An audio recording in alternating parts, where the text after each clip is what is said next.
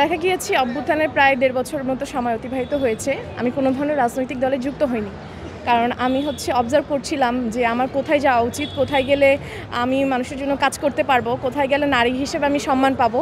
তো সেই দিকটা থেকে আমার মনে হয়েছে যে ৫ই আগস্টের আগ পর্যন্ত বাংলাদেশ জাতীয়তাবাদী ছাত্রদল সবসময় নিপীড়িত ছিল। তো সেই দিক থেকে আমার তাদের প্রতি একটা সিম্প্যাথি কাজ করত। আর ৫ই আগস্টের পরপর আমি দেখেছি তারা বিভিন্ন শিক্ষার্থীবান্ধব কাজ করেছে, শিক্ষার্থীদেরকে ভর্তি করানো বা বিভিন্ন ধরনের আর্থিক সাহায্য দেওয়া বা বিভিন্ন ধরনের কর্মসূচি তারা করেছে যেগুলো শিক্ষার্থীবান্ধব ছিল মেনলি। তো এই দিক থেকে আমি তাদেরকে বেছে নিয়েছি। আর তারা নারী হিসেবে আমাকে সর্বোচ্চ সম্মান দিয়েছে, আমাকে সম্মানের জায়গা দিয়েছে।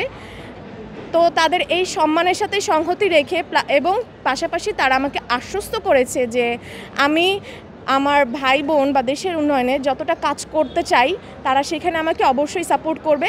তো সেদিক থেকে আমি জগন্নাথ বিশ্ববিদ্যালয় জাতীয়তাবাদী ছাত্রদলকে গ্রহণ করেছি।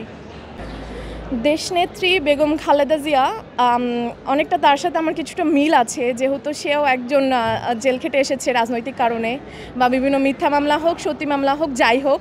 তো সে জেলে ছিল, কারাগারে ছিল দীর্ঘ একটা সময়। তেমনি আমিও কারাগারে দীর্ঘ একটা সময় ছিলাম। তো সেদিক থেকে তার প্রতি একটা আমার তার প্রতি একটা আকর্ষণ আছে। আর যেটা সবচেয়ে বড় কথা যে দেশনেত্রী বেগম খালেদা জিয়া এমন একজন নেত্রী যে এতটা কষ্ট সহ্য করেও দেশ থেকে পালিয়ে যায়নি। তো সেই জিনিসটা আমাকে খুব বেশি ইন্সপায়ার করেছে। তাই তার প্রতি আমার আমি তাকে ওয়ান কাইন্ড অফ আইডলও বলা যায়। আমি তাকে মানছি এবং ইনশাল্লাহ চেষ্টা করব তার পদাঙ্ক অনুসরণ করে কাজ করার জন্যে।